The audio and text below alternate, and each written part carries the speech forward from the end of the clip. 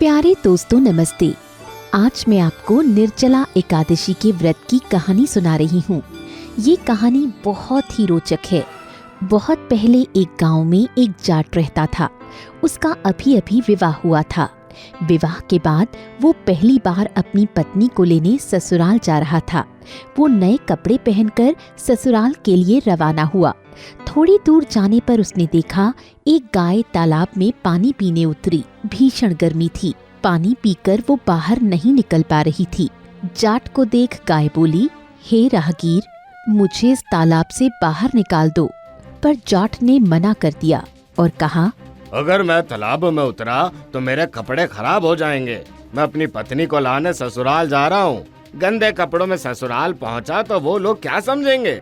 गाय बोली, मूर्ख, तू मुझे निकालेगा तो पुण्य होगा। आज निर्जला एकादशी है। मैं तुझे यदि वरदान दूंगी तो तेरी 7 पीढ़ियां खुश रहेंगी। यदि तूने मेरी मदद नहीं की तो मैं तुझे श्राप दूंगी। 8 प्रहर के बाद तू गधा बन जाएगा। जाट डरकर माफी मांगने लगा। मुझे माफ करो, मेरी बात को समझो। इसी बीच गाय तालाब में डूब गई। ये देखकर जाट दुखी हो गया। वो जब ससुराल पहुंचा तो सभी बहुत खुश थे। हम दोनों को जल्दी घर जाना है। हम दोनों को तुरंत विदा कर दीजिए। सबने बहुत खुशामद की। एक दिन रुक जाने की प्रार्थना की। नहीं नहीं, हमें अभी निकलना पड़ेगा। अंत में पत्नी बोली, सब लोग इतना कह रहे हैं तो रुक जाइए। तुम्हें क्या बताऊं, यहाँ आते समय मेरे साथ एक अजीब हादसा हुआ। एक गाय ने मुझे श्राप दिया है कि 8 पहर के बाद मैं गधा बन जाऊंगा। मुझे बहुत डर लग रहा है। अभी जल्दी घर चलो। उसकी पत्नी तुरंत उसके साथ वापस चल पड़ी। 8 प्रहर पूरे होते ही जाट गधा बन गया। पत्नी उसे घर के अंदर ही लेकर रहती थी। कुछ दिन बीतने पर जब घर में सारा अन्न खत्म हो गया और पैसे भी नहीं बचे, तब गधा अपनी पत्नी से बोला, ढेंचू, घर में सारा अनाज और पैसा खत्म हो गया है। तुम मुझे लेकर मजदूरी करने चलो। कुछ काम काज नहीं करेंगे तो गुजर बसर कैसे होगी। ढेंचू। पत्नी उसे लेकर राजा के यहाँ पहुँची। राजा के वहाँ खुदाई का काम चल रहा था। राजा ने उसे मिट्टी ढोने का काम दे दिया। पत्नी मिट्टी को सिर पर रखकर जाने लगी तो दूसरे मजदूर बोले, अरे बहन, जब तुम्हारे पास गधा है तो तुम अपना बोझ क्यों उठा रही हो? गधे पर बोझ रखकर क्यों नहीं ले जाती? पत्नी चुप रही। एक दिन जब राजा ने देखा तो उसने भी उससे वही बात कही। मैं इतने दिनों से तुम्हें देख रहा हूँ। तुम रोज इस गधे को साथ लाती हो, लेकिन उससे कोई काम नहीं कराती। आखिर बात क्या है? तब पत्नी बोली, ये गधा नहीं, मेरे पति हैं। श्राप के कारण उनकी ऐसी हालत हो गई है। घबराओ मत बहन, मैं तुम्हारी समस्या का हल निकालने की पूरी कोशिश करूंगा। कल तुम राजमहल में अपने इस गधे पति को लेकर आ जाना। राजा को जब सारी बात पता चली तो उन्होंने पंडित जी को बुलाया और इस समस्या का समाधान निकालने को कहा। पंडित जी ने कहा, राजा जी, इसको गोमाता का श्राप लगा है। अब इसका एक ही हल है। यदि किसी व्यक्ति ने अपने जीवन में 111 एकादशी का व्रत किया हो, वो अपने सारे एकादशी का फल अपनी इच्छा से इस गधे को दे दे, तो ये गधा फिर से मनुष्य बन सकता है। राजा ने चारों ओर ऐलान करवा दिया, सुनो सुनो सुनो, जिस किसी ने भी 111 एकादशी का व्रत किया है और वो अपना फल एक गधे को दे देगा तो हमारे राजा उसे बहुत सा धन देंगे। लेकिन पूरे नगर में किसी ने भी 111 एकादशी नहीं की थी।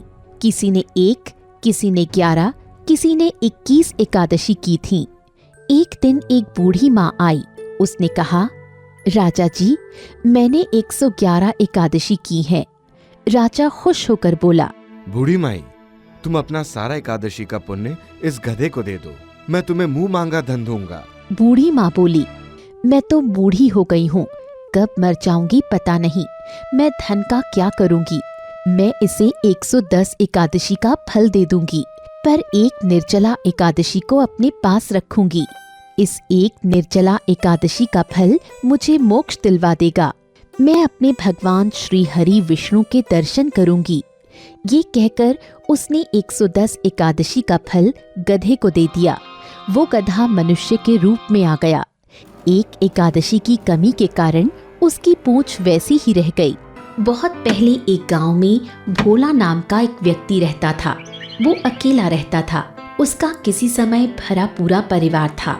माता पिता पत्नी बच्चे सभी थे, पर किसी न किसी रोग की वजह से सभी की एक एक करके मृत्यु हो गई थी।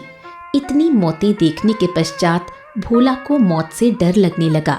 उसे हमेशा लगता कि कहीं उसकी भी मृत्यु न हो जाए। एक दिन वो इसी सोच में डूबा था कि किसी ने उसका द्वार खटखटाया। उसने देखा एक महात्मा खड़े हैं। वो बहुत दूर से आए थे। उन्होंने भोला से उसके घर में एक रात रुकने की अनुमति मांगी। भोला ने खुशी खुशी उनकी बात मान ली और कहा, आप जब तक चाहें मेरे घर में रुक सकते हैं। वो बड़े सत्कार से उन्हें अपने घर के अंदर लेकर आया और उनकी अच्छी तरह आव भगत की। रात में महात्मा नींद में सो गए। दूसरे दिन सवेरे जब उनके विदा होने का समय आया तो वो भोला से बोले, तुमने मेरी बहुत सेवा की, मेरा बहुत ख्याल रखा। इनाम के रूप में मैं तुम्हें एक वरदान देना चाहता हूँ। बोलो, तुम्हें क्या चाहिए? भोला ने तुरंत कहा, हे महात्मा, देना ही है तो मुझे अमर होने का वरदान दीजिए, ताकि मेरी कभी मृत्यु न हो। महात्मा ने कहा, तुम मनुष्य हो, तुम्हें ये वरदान नहीं दे सकता। इस सृष्टि में जिसने भी जन्म लिया है उसे मरना ही पड़ेगा। अमृतत्व उसे नहीं मिल सकता। भोला ने कुछ सोचकर कहा, तब आप ये वरदान दीजिए कि जो भी व्यक्ति मेरे पलंग पर बैठे वो मेरी मर्जी के बिना उठ नहीं सके। महात्मा ने सोचा, इस वरदान में तो कोई गलत बात नहीं है। उन्होंने तथास्तु कहकर वहां से प्रस्थान किया। कुछ दिन बीत गए। अचानक एक दिन भोला सोने जा रहा था तो उसका अंत निकट आ गया और यमराज उसे लेने आ गए। उन्हें देखकर भोला डर गया। उसे महात्मा के वरदान का स्मरण हो आया। वो तुरंत बिस्तर से उठ खड़ा हुआ और हाथ जोड़कर बोला, हे भगवान, आप पहली बार मेरे घर पधारे हैं। कृपा करके मेरा आतिथ्य स्वीकार कीजिए। अभी अभी मैंने बिस्तर लगाया है, उस पर आप थोड़ी देर बैठिए, फिर मैं आपके साथ चलूंगा। यमराज खुशी खुशी बिस्तर पर बैठ गए। उनके बैठते ही भोला बोला, अब आप बिस्तर से उठ नहीं सकते और ना ही मुझे अपने साथ ले जा सकते हैं। यमराज चौंके और बोले, ये क्या कह रहे हो? तब भोला ने महात्मा जी के वरदान की बात उन्हें बता दी। यमराज ने भोला से विनती की, मुझे यहाँ से उठने दो। यदि मैं यहाँ बैठा रह गया तो मेरा काम कौन करेगा? इससे मृत्यु की प्रक्रिया ही रुक जाएगी। भोला बोला, मैं अपने साथ ढेर सारे लोगों को मरने से बचा रहा हूँ। ये कहकर भोला ने कमरे को बंद कर दिया और यमराज को बंद कमरे में छोड़कर अपने खेत में चला गया। वो बोलने लगा, अब मैं कभी नहीं मरूंगा। मैंने यमराज को अपने घर में कैद कर लिया है। अब मुझे मृत्यु से डरने की जरूरत नहीं है। चिंता रहित होकर वो खेत में रहने लगा। एक दिन वो खेत में बैठा था, तभी वहाँ एक जंगली सियार आया और खेत में बंधी गाय को काटने लगा। भोला तुरंत ही एक लाठी लेकर उसे मारने दौड़ा। वो मारते मारते थक गया, पर सियार नहीं मरा। वो डंडे की चोट खाकर जमीन पर गिरता और अगले ही क्षण उठ खड़ा होता और गाय को काटने लगता। ये तमाशा बहुत देर तक चलता रहा। मारते मारते उसका डंडा टूट गया। भोला को मौत का डर तो नहीं था, पर सियार के काटने से होने वाली तकलीफ का डर था। वो घर की ओर भागा। रास्ते में देखा जंगल के जानवर गांव में घुस आए हैं और गांववासी इधर उधर भाग रहे हैं। भोला जल्दी से घर में घुस गया। उसे देखकर यमराज ने कहा, भोला, मैंने तो पहले ही कहा था कि मैं अपना काम बंद कर दूंगा तो सृष्टि का संतुलन बिगड़ जाएगा। सृष्टि के लोग अमर नहीं हो सकते हैं। सबको एक ना एक दिन मरना ही पड़ता है। ये संसार का नियम है। यदि मैं किसी के प्राण नहीं लूं तो जंगल में जानवरों और शहरों में इंसानों की बाढ़ आ जाएगी। सब कुछ अस्त व्यस्त हो जाएगा। पशु पक्षी कीड़े मकोड़ों और मनुष्यों को मारकर मैं उनकी संख्या नियंत्रण में रखता हूँ। अब भोला की समझ में यमराज की बात आ गई। वो हाथ जोड़कर यमराज से बोला, प्रभु, मुझे माफ कर दीजिए, मुझसे गलती हो गई। आप बिस्तर से उठिए और अपना काम आरंभ कीजिए।